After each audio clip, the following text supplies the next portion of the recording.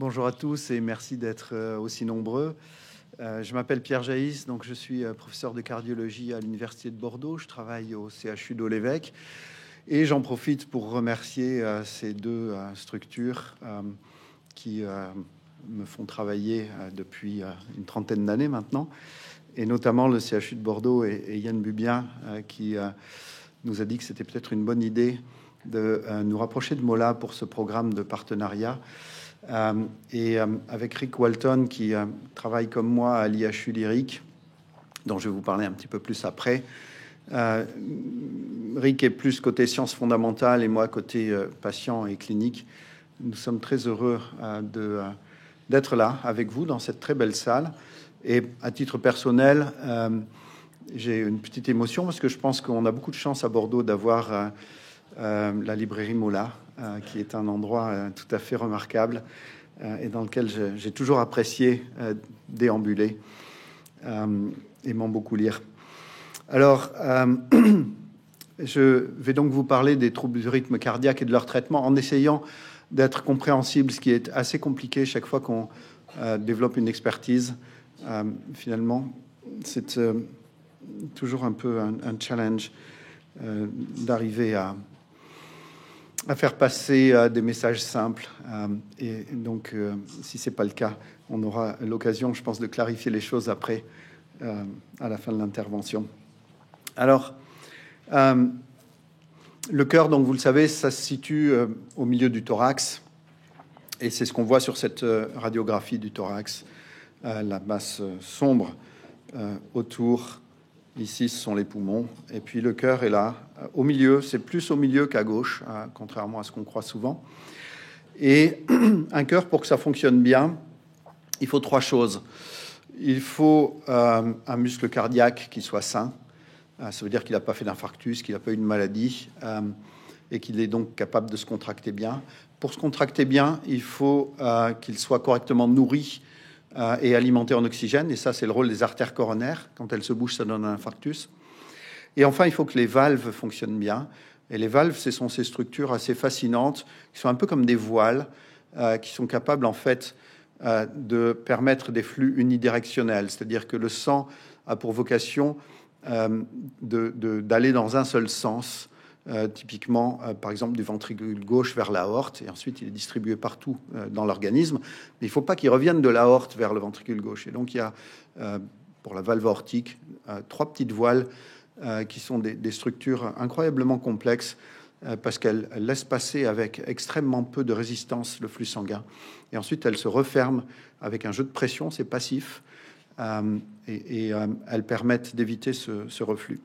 Donc il faut ces trois choses pour que le cœur fonctionne bien.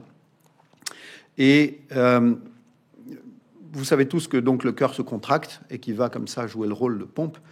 Ce que vous savez peut-être pas, c'est que avant chaque contraction, il y a un phénomène électrique qui doit se faire lui aussi dans les règles de l'art pour que la contraction puisse avoir lieu.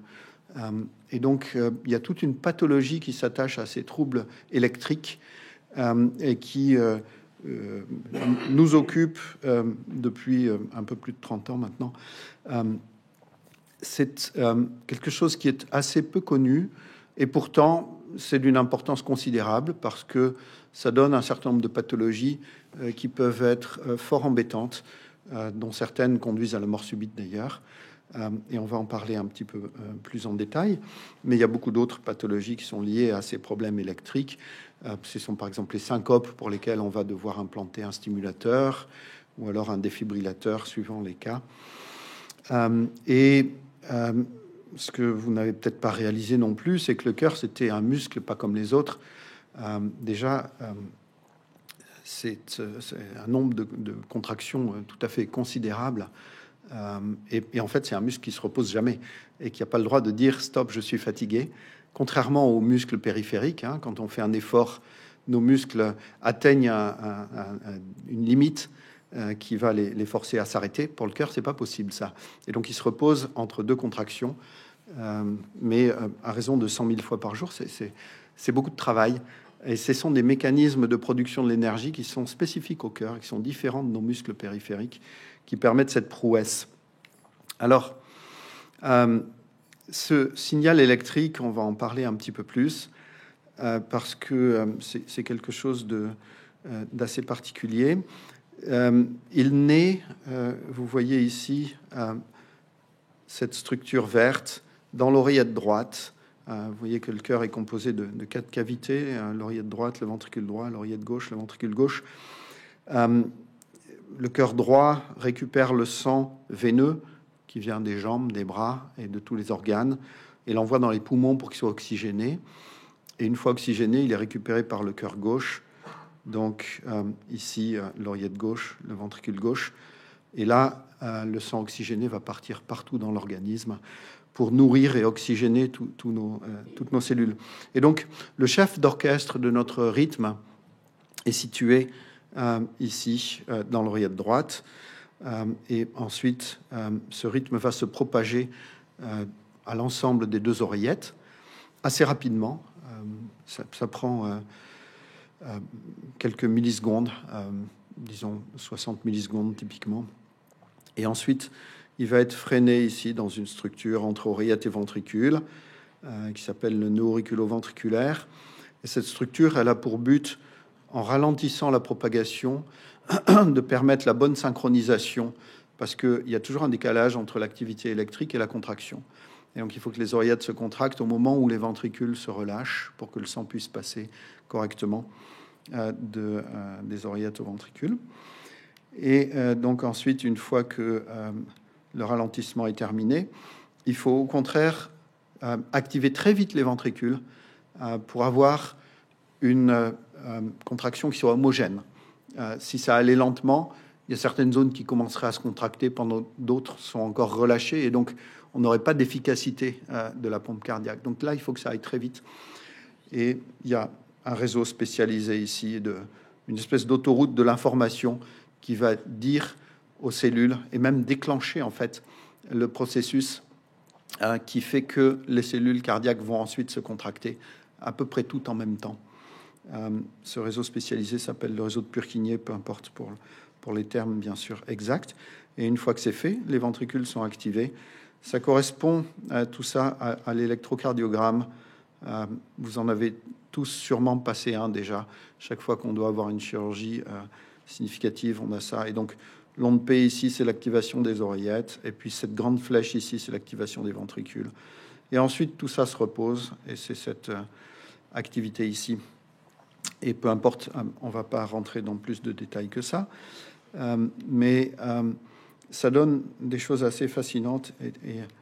Ah, elle joue pas cette vidéo. Bon, ah oui, aucune ne marche. Alors voilà, ça c'est vraiment dommage parce qu'on avait des choses magnifiques à vous montrer. Mais en fait, donc, la zone la plus précoce de l'activité électrique dans les oreillettes, c'est ici. Donc ça, c'est la veine cave supérieure, et ça, c'est l'oreillette droite. Et c'est à la jonction des deux que tout démarre. Et ces cellules, d'ailleurs, elles ont des propriétés électriques assez fascinantes qui font qu'elles vont être capables à la fois de fixer un rythme par défaut. Donc c'est quand on est au repos, on est à 60 coups par minute, typiquement, moins de 100 coups par minute en tout cas. Et à partir de là, tout va se propager dans les oreillettes, et c'est assez fascinant à voir. Et donc je suis très frustré que les vidéos ne marchent pas. Et vous aussi. Bon, c'est comme ça. Alors, un petit mot pour les extrasystoles, parce que je suis sûr que c'est un terme que vous avez déjà entendu. Une extrasystole, c'est une activité électrique et donc une contraction qui est anormale dans le sens qu'elle vient d'un endroit qui ne devrait pas générer cette activité. Donc, ça ne devrait pas démarrer de cette zone-là. Et ça survient trop tôt dans le cycle cardiaque, et c'est ce qu'on voit ici. Là, vous avez un rythme cardiaque qui est normal, en tout cas sur ces 3 battements-là que j'illumine. Oui, ça fonctionne bien.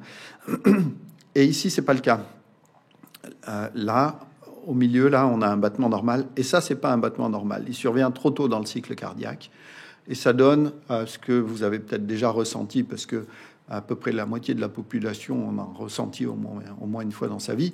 Ça donne un battement bizarre, avec peut-être la sensation de blocage dans la poitrine, mais instantané, ou de palpitation. Et donc ça, en général, c'est pas grave. En tout cas, quand ça vient des oreillettes, c'est pas grave. Donc les oreillettes, encore une fois, sont les chambres supérieures du cœur, la droite et la gauche. Quand ça vient des ventricules, ça peut être un peu plus embêtant. Voilà, elles sont là, nos extrasystoles, peu importe. Ce que je vous disais, c'est que ça vient d'une zone où ça ne devrait pas éclore, parce que le chef d'orchestre, il est là. Et normalement, dans les oreillettes, il n'y a que lui qui déclenche une activité. Une extrasystole, ça va venir d'une autre zone, et ça peut venir à peu près de partout, et ça va activer les oreillettes trop tôt par rapport au cycle cardiaque. Alors, après, il y a un autre type d'extrasystole, celles qui viennent des ventricules, et vous voyez que ça donne un aspect très différent sur l'électrocardiogramme. Ça donne une onde beaucoup plus ample, qu'on voit beaucoup mieux. Les symptômes sont en fait les mêmes pour le patient. Il va ressentir la même chose, c'est-à-dire des ratés dans le rythme cardiaque ou des sensations de blocage. Ça peut être annonciateur d'une anomalie cardiaque sous-jacente. Ça peut être grave. Dans l'immense majorité des cas, ça ne l'est pas. Mais parfois, il y a quelques personnes chez lesquelles ça peut l'être. Et là, on est donc au niveau des ventricules. On a choisi de la représenter ici, mais peu importe, ça peut venir de n'importe où dans les ventricules, du droit, du gauche. Ici, en fait, c'est une zone d'où ça vient assez souvent. On appelle ça l'infundibulum du ventricule droit. C'est la partie haute, proche de l'artère pulmonaire, par où le sang va aller au poumon. Et donc ça, c'était relativement fréquent comme site. Et alors après, la suite de la présentation, c'est mon collègue Rick Walton, qui est donc plus spécialisé en sciences fondamentales. Et j'ai choisi qu'on parle à deux voix parce que le but d'un IHU, et je vous parlerai de l'IHU après, c'est justement d'amener la science fondamentale le plus près possible du patient. Et donc c'était important qu'on puisse avoir aussi quelqu'un qui vient des sciences fondamentales, qui nous parle de sa vision du cœur. Merci beaucoup, Pierre, et bonsoir à tous et toutes. Donc, vous avez entendu que le cœur est électrique, même sans pile. Alors, comment le cœur, du coup, produit l'électricité? Donc ça, c'est la question, je vais essayer de reprendre ici. Du coup, on n'a pas de pile, mais vous connaissez l'expression « on est qu'est-ce qu'on mange ». Vous mettez le sel sur les frites, j'imagine. C'est ça, c'est un meilleur goût comme ça. Le sel, c'est quoi? C'est le chlorure de sodium. Et le sodium, il y a un peu de potassium dedans. Et vous buvez de lait peut-être? Je suis anglais, alors je bois beaucoup de lait, surtout avec l'été, où il y a du coup le calcium. Et ces trois composants, le sodium, potassium et le calcium, sont des composants très très importants pour le cœur à fonctionner. Le cœur et les cellules de tous les cœurs, les cellules sont les blocs de construction du cœur. Et les cellules ont une capacité à transporter ces composants, ces ions de sodium, de calcium, potassium, au travers la membrane, à l'intérieur des cellules et à l'extérieur des cellules. Alors, les ions, ils ont une charge. Donc, ça veut dire que si on amène à l'intérieur d'une cellule le sodium qui est positif, naturellement, il amène la cellule beaucoup plus positive que son extérieur.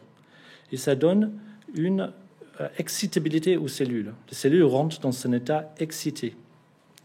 Et ensuite, il y a en combinaison le transport de différents ions, le potassium et le calcium, jusqu'au moment que la cellule peut se reposer. Alors, ça, c'est juste une seule cellule. Mais c'est quoi le déclencheur? Comment les cellules savent qu'il faut déclencher à ce moment-là? En fait, ils écoutent ses voisins. Toutes les cellules sont organisées dans une sorte de réseau, comme vous voyez ici. Si, par exemple, on prend ces cellules qui est plein milieu, on voit qu'il y a une interface avec ses voisins, ici et ici. Et ces interfaces, ils ont une petite communication, une voie de communication où, quand le sodium rentre dans les cellules, il pourrait y avoir le petit fuit vers les voisins. Et donc, ce petit fruit, ça chatouille et ça commence à exciter un petit peu ses voisins. Et donc, ses voisins veulent s'enchaîner comme on fait domino d'excitation, d'une cellule à l'autre. Donc, toutes les cellules sont organisées dans une certaine manière. On voit qu'il y a une connexion à chaque bout de cette cellule, il y a une connexion avec ses voisins. Et certaines cellules, elles ont une petite connexion avec le rang de cellules à côté. Mais principalement, cet effet domino s'apparaît tout au long de la longueur de ces cellules qui produisent une propagation qui est vraiment déterminée par les orientations des cellules.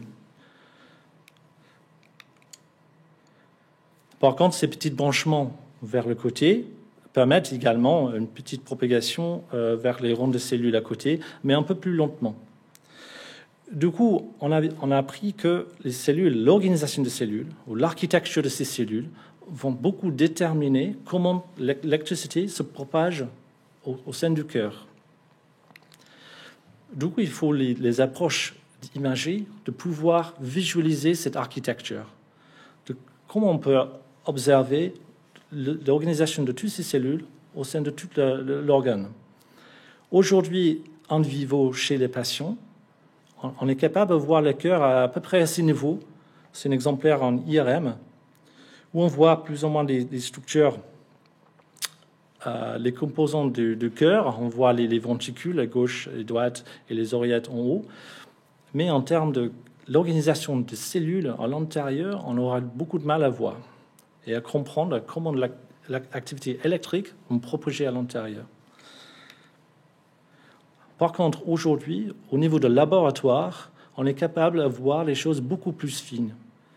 Ici, c'est une approche qu'on appelle un microscanner. C'est une approche par rayon X qui permet de voir les détails de tout le cœur, les microstructures et l'organisation de toutes les cellules.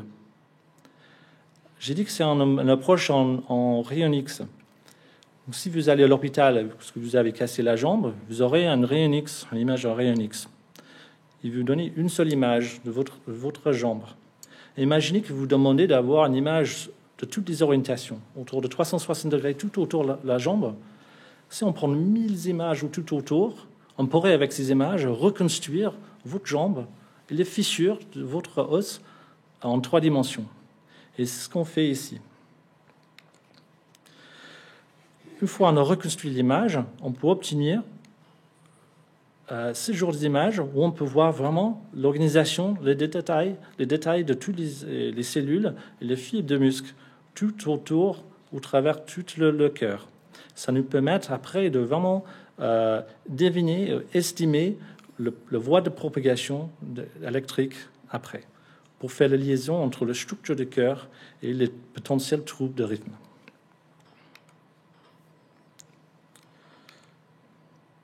Ici, par exemple, quand on focalise sur un petit bout des ventricules, donc ça, c'est une visualisation 3-dimensionnelle d'un morceau de ventricule. Hop, je vois ici. On voit ces structures. Là, on a une vue à l'intérieur du cœur. C'est côté à l'intérieur du ventricule. Et on voit comment c'est complexe, comment il y a tellement de structures, une microstructure à considérer. On voit principalement 3 piliers de muscles ici. Et j'ai demandé, si on choisit les fibres de muscles dans chaque pilier, on va dire un pilier rouge, un pilier jaune, un pilier bleu, et on suit toutes les cellules, où est-ce qu'on va? Et c'est ce qu'on fait ici. On voit, nous avons coloré toutes les fibres, on voit jusqu'où ils vont. En gros, ça veut dire, voici la route, le chemin de propagation potentielle de l'électricité dans ces 3 structures. Donc on peut voir la communication entre les différentes composantes de cœur. Ici, ça descend jusqu'ici, mais il y a une communication assez importante qui va vers la droite, qui est en fait rentrée dans le pilier bleu. Le deuxième pilier, il descend un petit peu plus bas, mais il a aussi une forte communication avec les piliers bleus. Et les piliers bleus, lui, il se communique tout en bas, jusqu'à vraiment en bas du cœur, du ventricule. Donc ils ont tous les 3 les communications différentes. Et c'est une information essentielle pour essayer de prévoir comment l'électricité va se comporter au niveau du cœur. Du coup, là, c'est les vidéos qui ne fonctionnent pas. Mais ce que je vais vous le montrer ici, c'est une simulation d'une propagation anormale, un rythme sinusal qui va descendre par la petite fibre ici, c'est le réseau de Purkinje, auquel Pierre a parlé tout à l'heure, pour exciter tout le muscle. Mais après, il y a une structure particulière. Cette structure, c'est une structure de muscle entre le septum et les parois de ventricule droite, qui fait un pont entre les deux parties du cœur. Et ici, ce que je voulais montrer, c'est qu'on peut avoir un trouble de rythme qui inclut cette structure qui fait tourner en boucle les vagues électriques sans arrêt. Et donc, dans ce cas, cette structure maintient une arythmie, un trouble de rythme, et on n'a plus la capacité à contrôler par le rythme sinusal, le rythme normal du cœur. Par contre, si on intervient et arrête la conduction au niveau de cette structure, on va voir que cette arythmie va s'arrêter instantanément. Donc, il faut simplement savoir quelle voie critique est essentielle pour l'arythmie. Si on le trouve, si on peut l'identifier et on peut arrêter la conduction à ce niveau-là, on peut sauver les patients. Merci beaucoup. Et donc, ce que Rick vient d'expliquer, c'est qu'il y a des circuits d'arythmie, que ça ne se fait pas au hasard, que c'est en partie déterminé par l'orientation des fibres musculaires, en partie aussi par d'autres phénomènes, tels que la présence de cicatrices dans le cœur, quelle qu'en soit l'origine. Et ça, c'est le circuit d'arythmie le plus simple et le plus classique, celui qu'on a su traiter en premier chez des patients. Ça s'appelle un flotteur commun. C'est un circuit dans l'oreillette droite qui se caractérise par ces aspects de vagues ici qu'on voit. Ça fait des dents de scie. Et ça, c'est une des rares arythmies, la seule probablement, pour laquelle on sait, en regardant l'électrocardiogramme, dire à quoi ça correspond dans le cœur. Ça, c'est un mouvement circulaire qui est dans le sens anti-horaire dans l'oreillette droite, qui est représenté ici. Vous le voyez, donc ça, c'est l'oreillette droite, et on a comme ça ce circuit.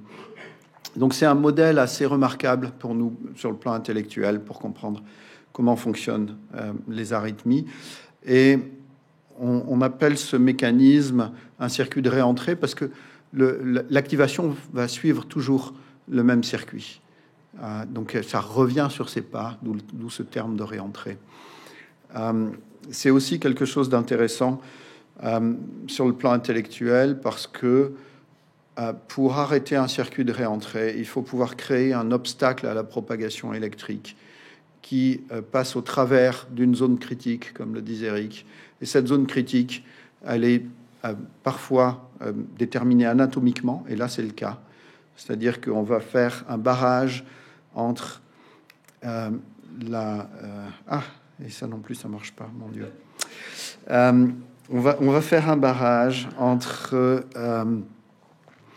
ici, ce qu'on appelle l'anneau tricuspide, c'est la structure fibreuse qui porte la valve tricuspide, et la veine cave inférieure qui est ici, qui est aussi un orifice anatomique où, par définition, il n'y a que du sang. Là, il n'y a pas de cellules musculaires, donc pas d'activité électrique.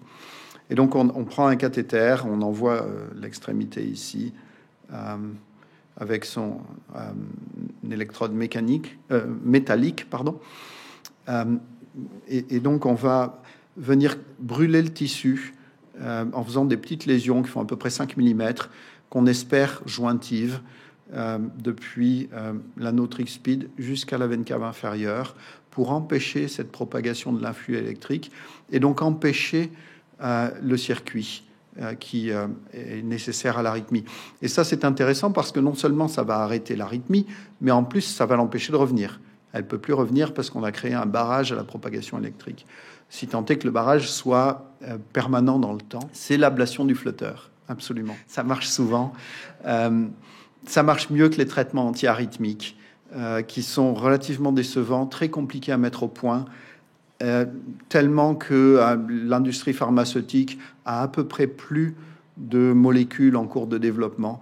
Vous avez peut-être entendu parler aussi des problèmes de régulation, d'accès au marché. Ça coûte des sommes folles. Ça se chiffre en millions de dollars. Et ça marche plutôt moins bien que les interventions, d'où le succès de notre métier. Les chocs électriques dont vous avez peut-être entendu parler, ça fonctionne aussi et ça arrête les fibrillations ou les flotteurs, mais ça ne les empêche pas de revenir. C'est même pire que ça, si j'ose dire. C'est-à-dire on est certain que ça va revenir. On ne sait pas quand, mais ça va revenir. Et donc l'ablation, effectivement. Alors ablation, ça ne veut pas dire qu'on enlève quelque chose. Hein.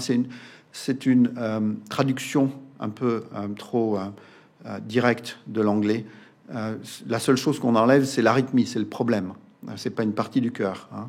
On fait juste un blocage électrique ou la destruction d'une zone responsable de ça. Et là, j'avais des vidéos qui étaient censées vous montrer ce qu'était une fibrillation atriale, puisqu'on va en parler un petit peu plus. Une fibrillation atriale, en fait, il faut l'imaginer comme une activité très chaotique. Le flotteur, c'est à peu près 200 coups par minute dans l'oreillette, avec un rythme très organisé. Ça va pas à 200 coups dans tout le cœur, parce que sinon on serait pas bien. Et on a ce nœud entre oreillette et ventricule qui filtre, de sorte que assez souvent c'est 75 coups par minute, voire 150 quand on est en flotteur, mais certainement pas 200 ou 300. La fibrillation, c'est une activité très chaotique des oreillettes, qui semble très désorganisée et qui l'est, beaucoup plus difficile à comprendre. On ne comprend toujours pas. Ça fait 100 ans qu'on cherche et on comprend à peu près rien à la fibrillation sur les mécanismes qui lui permettent d'évoluer. Et c'est 400 à 600 coups par minute dans les oreillettes. Donc c'est extrêmement rapide. Il n'y a plus d'efficacité de la contraction du muscle dans l'oreillette. Et c'est pour ça que le sang peut se mettre à stagner, former des caillots qui ensuite peuvent partir au cerveau, donner des accidents cérébraux. Donc c'est une arythmie qui est embêtante, qui a une foule de désavantages ou de risques de complications. Par exemple, ça augmente le risque de démence aussi. Quand on est en fibrillation permanente, le cerveau diminue de volume à l'imagerie. Il y a des complications éventuellement rénales également. Ça donne parfois de l'insuffisance cardiaque. Bref, il y a une foule de complications possibles, mais c'est pas une arythmie qui vous emporte dans l'instant. On fait de la fibrillation sur des décennies typiquement, et chez certaines personnes, et pas chez tout le monde, et on ne comprend pas pourquoi il va y avoir des complications ou pas. Alors, en fait, notre métier a évolué au fil des années. Et c'est assez intéressant de raconter cette histoire parce que je la crois assez édifiante des évolutions scientifiques et médicales. Avant 77, l'électrophysiologie, qui est mon métier, c'est-à-dire la compréhension et le traitement des arythmies cardiaques, c'était purement diagnostic. Ça veut dire que on passait beaucoup de temps à lire des électrocardiogrammes et des holters, qui sont les enregistrements longue durée de l'activité électrique du cœur. Et on n'avait à peu près pas de traitement. On avait des antiarythmiques qui marchent plus ou moins bien. Quand on mettait des cathéters dans le cœur, c'était purement pour essayer de comprendre des mécanismes, pour faire des mesures, mais ça n'avait pas d'aspect thérapeutique. On ne faisait pas de traitement avec ces cathéters. Les chirurgiens ont été les premiers à faire des traitements quand ils opéraient. Et à une époque, on a opéré uniquement dans le but de traiter des arythmies cardiaques. Et puis, progressivement, cette activité est passé d'une activité chirurgicale à une activité médicale, et je vais vous expliquer comment. Ce qui est très intéressant, c'est que, en tout cas, moi je suis très sensible à ça parce que je crois que c'est vraiment important, c'est qu'en 79, aux États-Unis, Melvin Sheinman fait la première ablation d'une structure dans le cœur complètement par hasard. C'est-à-dire qu'il a un cathéter dans le cœur qui est placé sur ce nœud entre oreillette et ventricule qui assure la conduction entre les deux structures et qui filtre aussi les influx des oreillettes vers les ventricules. Et le patient passe en arythmie, il faut lui faire un choc électrique. Et donc il fait un choc électrique et il se trouve que le cathéter qui est placé sur cette structure va faire antenne, il va capter l'énergie du choc électrique, ce qui n'est absolument pas prévu ou voulu. Et la conséquence, c'est que le nœud est fichu. Et donc, il n'y a plus de connexion entre oreillette et ventricule. Alors, pour le patient, c'était pas très bien parce qu'il a fallu lui mettre un pacemaker.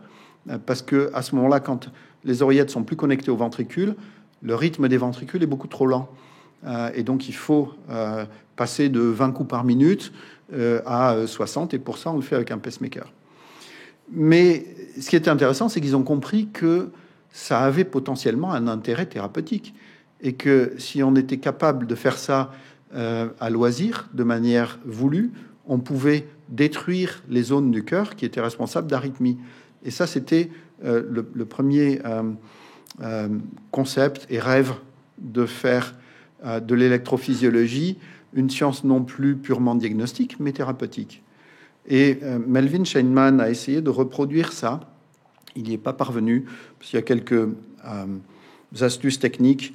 Et en fait, en 82, Thomas Lavergne à Paris a réussi à reproduire ça de manière intentionnelle, à nouveau sur cette structure vulnérable là entre oreillette et ventricule.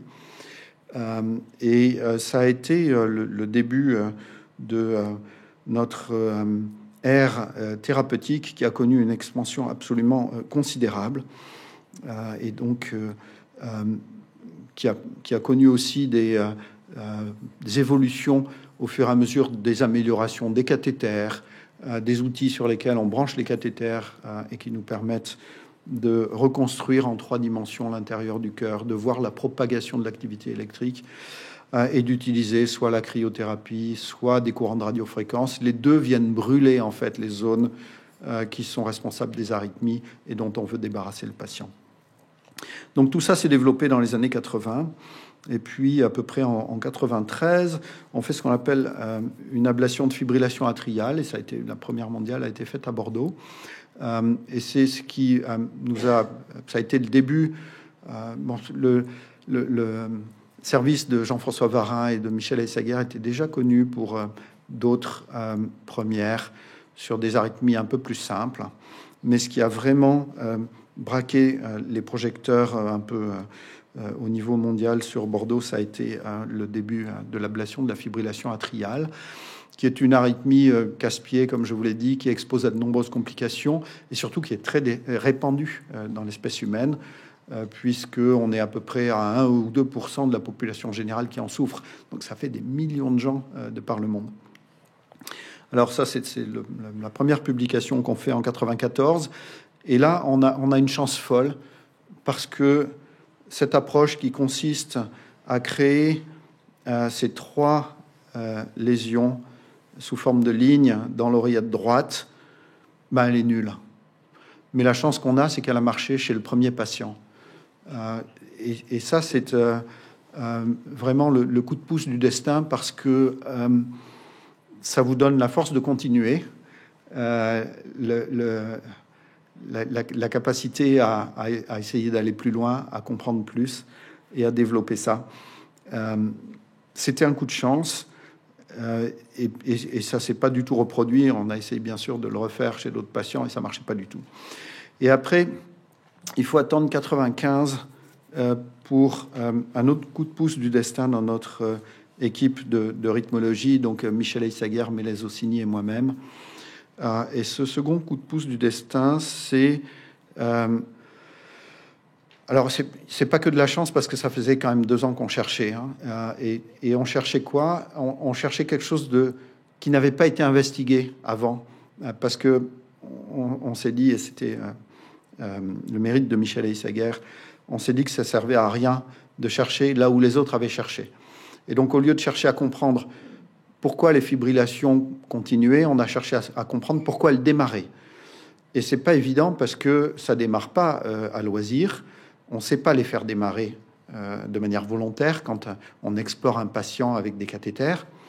Et donc, il faut sélectionner des patients pour lesquels il y a beaucoup de démarrage et attendre. Donc, c'est pas agréable pour le patient, c'est pas agréable pour nous. Ça fait des procédures longues, mais ça nous a permis un jour, pour la première fois, en tout cas pour le premier patient, c'était complètement par hasard, d'avoir un cathéter au bon endroit et d'avoir la chance d'avoir un déclenchement de fibrillation qui vienne de l'endroit où était le cathéter. Donc, vous voyez, il faut cumuler un certain nombre de conditions qui expliquent qu'on ait mis 2 ans à trouver quelque chose d'intéressant. Et quelque chose d'intéressant, c'est ça, c'est-à-dire que donc ça, c'est une radiographie qui est faite avec une très vieille installation à l'époque déjà, et donc c'est en 95. On a un cathéter, je sais pas, vous le voyez peut-être pas très bien, mais il sort un peu de la silhouette cardiaque. Hein, et il sort un peu de la silhouette cardiaque parce qu'il est dans une veine pulmonaire.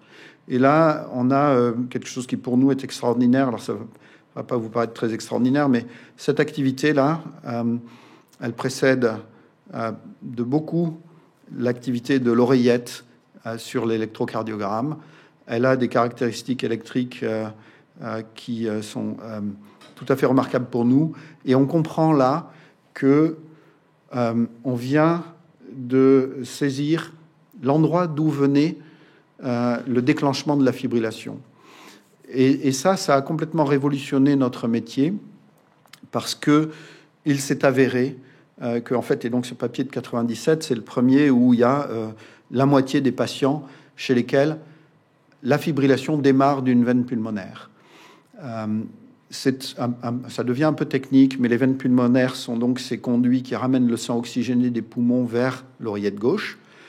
Et il se trouve que pendant la vie fœtale, il y a toujours, et c'est normal chez l'être humain, il y a toujours des petites bandelettes de muscles qui rentrent dans la veine pulmonaire. C'est assez souvent en fait le cas parce que je pense que ça fait des jonctions entre les structures qui sont plus solides. Et donc il y a un peu de muscles qui rentrent dans la paroi des veines pulmonaires. Et il se trouve que ces cellules qui sont dans la paroi des veines pulmonaires, elles ont des propriétés électriques différentes. Et ça, on ne sait absolument pas pourquoi. Mais ce sont des nids à déclenchement de fibrillation. Et ça, bien sûr, c'est quelque chose de hautement intéressant qui a été ensuite confirmé par cette autre publication où vous voyez que l'immense majorité, alors on ne voit pas très bien, mais on a schématisé là les 4 veines pulmonaires et l'immense majorité des déclenchements de fibrillation, ça vient de là. Et il y en a quelques-uns qui viennent de l'oreille droite. Et je vous disais que notre premier patient, on avait une chance folle que ça fonctionne.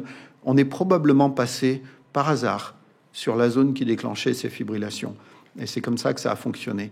Mais vous voyez la chance extraordinaire, parce que c'est les 3 points qu'on a là dans l'oreillette droite, ils sont incroyablement minoritaires par rapport aux 80 qu'on a sur les veines pulmonaires. Donc parfois, il faut avoir de la chance.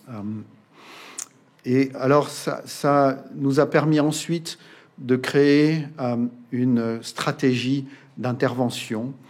On a commencé par aller détruire la zone spécifique dans la veine pulmonaire qui était responsable du déclenchement de fibrillation que l'on observait pendant l'intervention. Et ça marche pas bien, parce que ça se met à démarrer d'à côté ou d'une autre veine pulmonaire. Et donc, on avait beaucoup de réinterventions à faire. Et progressivement, et de fil en aiguille, on a mis au point cette intervention, dont le but est de venir faire un obstacle à la propagation de l'activité électrique tout autour de la veine pulmonaire. On appelle ça isoler la veine pulmonaire. On l'isole pas physiquement, mais électriquement, pour que si ça se met à dérailler dans la veine pulmonaire, ça ne contamine pas les oreillettes et qu'il n'y ait plus de fibrillation. Et ça fonctionne bien, au point que c'est maintenant fait à peu près 700 ou 800 000 fois par an dans le monde, et c'est un chiffre qui est en augmentation constante depuis 20 ans maintenant. Et c'est sur la base de ces travaux qui ont quand même révolutionné notre métier qu'on a pu construire notre institut de recherche dont je vais vous parler un tout petit peu plus tard. Alors, je vous ai parlé de cathéter. Ça, c'est l'extrémité distale, celle qui va le plus loin et qui va être dans le cœur du patient. Ce sont des outils qui font à peu près 75 cm de long. Il y a une partie, donc on les insère par la veine fémorale ou par l'artère fémorale. Il y a une partie qui reste à l'extérieur qu'on manipule pour pouvoir l'orienter dans le cœur. Donc on chemine par la veine cave inférieure jusqu'à rentrer dans le cœur. Ça, c'est assez simple à faire. On peut aller dans l'oreillette gauche. Il faut traverser la cloison qu'il y a entre les deux oreillettes. Ça aussi, c'est relativement simple à faire. Et puis, il y a deux types d'outils de cathéter. Il y a ceux qu'on utilise pour faire des enregistrements, voire pour stimuler le cœur. On les appelle diagnostiques. Et puis ça, c'est un cathéter qui est capable de faire un traitement. Vous voyez qu'ici, l'électrode la plus distale, celle qui est au bout du cathéter, elle est plus large parce qu'elle va délivrer le courant de radiofréquence et donc traiter la zone que l'on veut traiter. Il y en a beaucoup d'autres et je ne vous les montrerai pas tous. Ça, c'était aussi une vidéo qui était censée vous montrer comment on traversait la cloison entre les oreillettes. Ça, c'est la silhouette cardiaque, vous l'avez reconnue. Ici se situe l'oreillette droite et ici l'oreillette gauche. Et donc, on va passer de l'une à l'autre avec cette aiguille qui est un peu impressionnante parce qu'elle est très longue, mais elle est très fine, de sorte qu'elle ne crée pas de gros dégâts quand elle traverse la cloison entre les deux oreillettes. Et ça, c'était aussi censé vous montrer une injection des veines pulmonaires et une intervention. Alors, un des inconvénients qu'il y a à ces énergies thermiques, que ce soit la cryothérapie ou la radiofréquence, c'est que ça crée des brûlures. Et les brûlures, on crée une brûlure autour de l'électrode et l'augmentation de température qui induit la mort cellulaire va se propager dans le tissu et on ne contrôle pas ou pas bien la propagation et donc la profondeur de la lésion, de sorte que et on a assez souvent, donc ça c'est la lésion qu'on a fait sur le cœur, vous voyez cette partie blanche là, elle est détruite. En périphérie d'ailleurs on a une couronne hémorragique qui nous embête bien parce que c'est une zone où l'activité électrique ne marche plus au moment de l'intervention, mais elle va récupérer. Et donc, c'est parfois un souci parce que ça veut dire qu'on peut avoir des effets aigus favorables, mais pas au long terme parce que cette zone va récupérer. Et on ne sait pas faire la différence entre les deux, c'est-à-dire la zone qui est définitivement hors jeu et celle qui ne l'est que temporairement, qui est hémorragique. Mais ce qui est intéressant ici, c'est qu'on a en symétrique, alors là on les a décollés, mais le poumon était contre le cœur, et donc la lésion que l'on a fait, ça c'est de la radiofréquence, la brûlure que l'on a fait du tissu cardiaque s'est propagée au niveau du poumon. Alors le poumon, il supporte ça assez bien, il a cette capacité à se régénérer très bien, mais il y a d'autres structures qui supportent ça beaucoup moins bien. Par exemple, le nerf phrénique. Si on vient léser un nerf phrénique, ça peut être irréversible. Ça veut dire qu'il y a un diaphragme, c'est le droit en général, qui va plus fonctionner. Il y a des gens pour lesquels c'est une catastrophe. On a aussi l'œsophage qui est juste derrière l'oreillette gauche et qui est parfois impliqué dans notre stratégie d'ablation des fibrillations atriales, parce que l'œsophage est juste au contact, on parle de quelques millimètres de distance, et il n'est pas impossible que la lésion thermique que l'on fait pour procéder à l'isolation des veines pulmonaires aille jusqu'à l'œsophage. Et on a très rarement, mais quand ça arrive, c'est une catastrophe, des communications entre l'œsophage et l'oreillette gauche. Et vous imaginez bien que de la salive, des bactéries, des aliments, de l'air qui passent dans le cœur et qui ensuite vont au cerveau, c'est épouvantable. Et donc ça fait partie des choses qui, encore une fois, sont extrêmement rares, mais qui peuvent être dramatiques et qui nous ont conduit à chercher d'autres solutions pour traiter les zones malades que les brûlures. Parce qu'encore une fois, on ne contrôle pas bien ou pas du tout la propagation de l'élévation de température dans le tissu et elle n'a pas de raison de s'arrêter au cœur. Le cœur, la paroi cardiaque, quand elle se termine, elle est au contact avec d'autres structures et l'augmentation de température peut se propager à ces structures. Et donc, c'est là que on a travaillé beaucoup avec une start-up américaine sur une autre énergie qui s'appelle l'électroporation et qui est tout à fait intéressante. L'électroporation, c'est pas une brûlure. C'est un courant de haut voltage, c'est 2000 volts, sur des durées extrêmement courtes. Et il n'y a pas d'élévation de température qui soit significative. Ça peut être 1 degré, 2 degrés, mais ça brûle pas. C'est comme avoir de la fièvre. Et en revanche, ça va créer des trous dans la membrane des cellules. Et ces trous vont en fait conduire à la mort cellulaire. Donc on a là le moyen de détruire des cellules sans les brûler et sans qu'il y ait de propagation aux autres structures. Alors,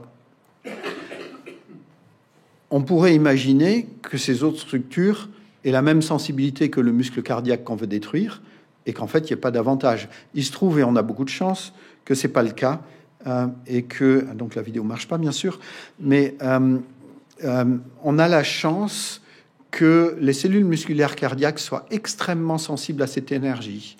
Et donc, par exemple, je vais vous donner une idée de valeur arbitraire. Disons qu'il faut atteindre 400 pour détruire des cellules cardiaques et peut-être 900 pour le nerf phrénique et 1000 pour l'œsophage.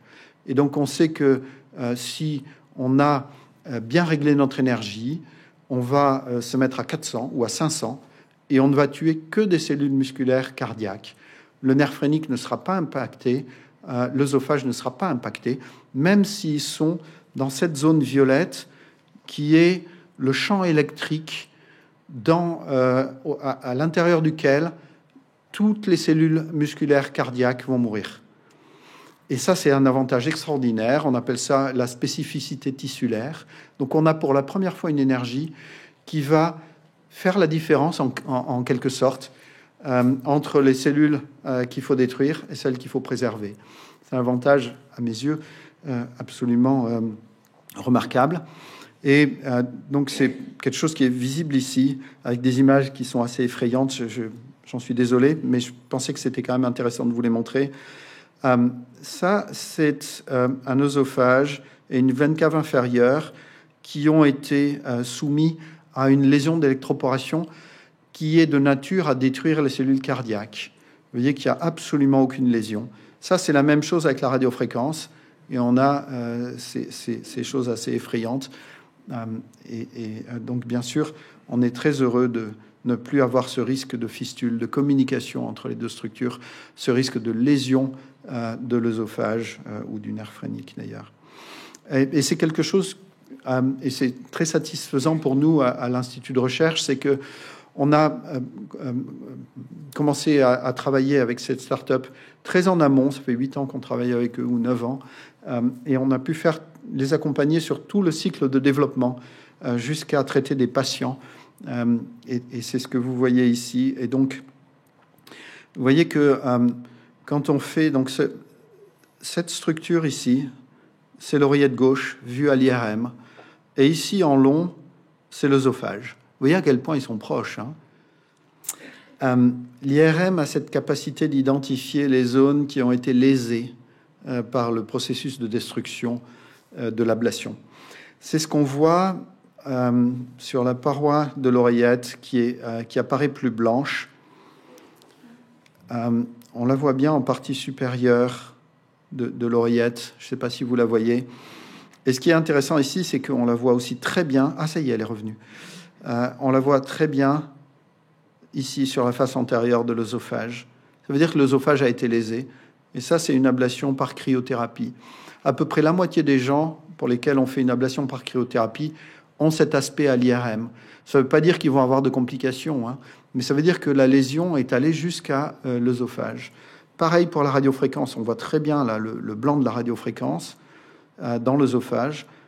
Et ici, sur la paroi postérieure de l'oreille gauche, vous voyez aussi à quel point c'est proche. Il y en a ici aussi. C'est une autre veine pulmonaire qui a été traitée. Et quand on traite les gens avec de l'électroporation, il n'y a jamais de lésion de l'œsophage. Donc on a pu le montrer à la fois sur du tissu, chez des animaux et chez des patients. La dernière chose dont je vais vous parler, ce sont les arythmies ventriculaires. Je vois que je suis très long. On a aussi beaucoup progressé là-dessus, à bien des égards. Et il y a une chose que je veux vous montrer. Alors, bien sûr, il n'y aura pas de vidéo, mais c'est le fait que on peut, en faisant un traitement spécial d'une IRM ou d'un scanner avant l'intervention, mettre à profit cette imagerie du cœur pour identifier les zones par lesquelles l'arythmie va passer. Et ça, c'est super intéressant parce que ça veut dire que, au lieu de passer 2, 3, 4 heures à comprendre ce qu'on appelle le substrat, c'est-à-dire les zones malades du cœur par où l'arythmie va se propager, on a tout ça qui est disponible avant même l'intervention à partir de l'imagerie cardiaque. Et ça a été un gros progrès aussi. Et ensuite, on peut mettre ça dans notre système de localisation du cathéter. Je vous ai dit que les cathéters avaient beaucoup progressé. Ils sont depuis, disons, une quinzaine d'années, ils sont équipés de petits sensors qui captent un champ magnétique émis par 3 sources dans le dos du patient et qui nous permettent de localiser dans l'espace l'extrémité de l'outil avec lequel on travaille. Et ça, c'est super intéressant parce qu'on sait où on est de manière beaucoup plus précise que les images de radio que je vous ai montrées. Et donc, ces cathéters, on peut les voir aussi par rapport à l'imagerie qu'on reconstruit en 3 dimensions et qu'on importe dans le système de navigation au moment de l'intervention. Et donc là, on est dans une situation où on peut se passer complètement de la phase diagnostique qui dure des heures et amener directement le cathéter sur les zones qu'on a identifiées à l'imagerie. On gagne un temps fou et on fait donc le traitement de ces arythmies ventriculaires beaucoup plus rapidement. C'est en moyenne 2 heures au lieu de 5 ou 6 heures précédemment. Donc c'est un gros progrès et en plus, il est probable que ça fonctionne mieux. Et donc, vous voyez, on peut faire un plan stratégique avant même d'aller à l'intervention. On peut l'expliquer aux patients, c'est intéressant aussi, cet aspect-là. Alors, quelques mots sur cet institut de recherche, l'IHU Lyrique. Il y a eu en France un gros effort en 2010 dans le cadre des investissements d'avenir pour créer des pôles d'excellence qui soient à la frontière et qui réunissent les sciences fondamentales et les sciences cliniques, et donc qui rapprochent du patient la science fondamentale. Le but, c'est d'avoir ce qu'on appelle une translation facilitée entre les deux mondes. Et c'est incroyable à quel point tout dans nos métiers est organisé en silos et à quel point c'est difficile que les gens se parlent et qu'ils puissent comme ça nous faire progresser et amener à des soins de meilleure qualité ou à de la prévention, etc. Et ces instituts, ils ont justement pour but de créer un pont entre les deux mondes. Et c'est tout à fait intéressant, performant et excitant. Donc pour un institut de recherche, vous ne serez pas surpris de voir qu'on a un objectif de recherche, y compris fondamental, mais aussi clinique. De l'innovation, et c'est une partie importante de notre institut. Il y en a eu 6 qui ont été créés lors de la première vague en 2010. Et Bordeaux a été un des 6, et on en est très fiers et très reconnaissants. Des objectifs d'amélioration des soins, et puis des objectifs de formation, parce que ça sert à rien de faire de belles choses si on les partage pas avec les autres et s'ils peuvent pas les faire à leur tour. Donc voilà, on est organisé avec différents pôles, peu importe. Ce qui est intéressant, c'est que c'est à peu près 170 personnes maintenant. Vous voyez 23 nationalités différentes qui travaillent sur le campus de Xavier Arnozan à l'IHU Lyrique. Donc ça remplit cette fonction d'aimant pour des gens de qualité un peu partout dans le monde qui sont venus avec des compétences. Donc, par exemple, il y en a qui font des modèles informatiques de fonctionnement cardiaque. Il y en a d'autres comme Rick Walton qui font qui sont capables de rentrer dans les détails de la structure tissulaire et d'en comprendre le fonctionnement au niveau du cœur. Il y en a d'autres qui sont spécialistes dans l'IRM, il y en a d'autres qui sont spécialistes en biologie, etc., etc. Il y a même des gens dont le métier premier, ce sont les mathématiques, et on a besoin de beaucoup de mathématiques pour mieux comprendre ces arythmies. Et on a aussi un système de chaire d'excellence qui fonctionne très bien. Donc, vous voyez ici 3 professeurs qui sont très connus dans notre métier. Matthias Stuber est en Suisse. C'est le pape de l'IRM cardiaque et on a construit avec lui développé un pan d'activité qui marche très très bien, qui nous a permis de créer de nouvelles séquences IRM qui sont tout à fait importantes et reconnues. Stan Natel au Canada, c'est un des meilleurs spécialistes de la fibrillation atriale dont on a parlé, et Peng Chen aux États-Unis de la fibrillation ventriculaire. Donc vous voyez ici, on a réussi. Alors c'est une diapositive qui montre quelques projets européens qui ont été financés en 2021. C'est un peu plus de 5 millions d'euros directement pour l'IHU, mais le périmètre global, parce que ce sont des efforts multicentriques, il y a beaucoup d'autres centres français ou européens qui sont associés à ça. Et donc le périmètre global, c'est plus de 20 millions d'euros. Donc ça fonctionne bien, cet institut, dans sa capacité à écrire et proposer des projets innovants et ambitieux qui seront financés par l'Europe ou par l'Agence nationale de la recherche en France. Et on est très fiers d'être bien classé quand on tape les mots-clés arythmie cardiaque dans les moteurs de recherche. Vous voyez qu'on est... Alors on était en 2020 au 9e rang, on est maintenant au 7e rang. On est les premiers en Europe sur ce thème-là. Et donc c'est là aussi quelque chose qui fonctionne bien dans notre institut de recherche. Et je vais m'arrêter là. Merci beaucoup.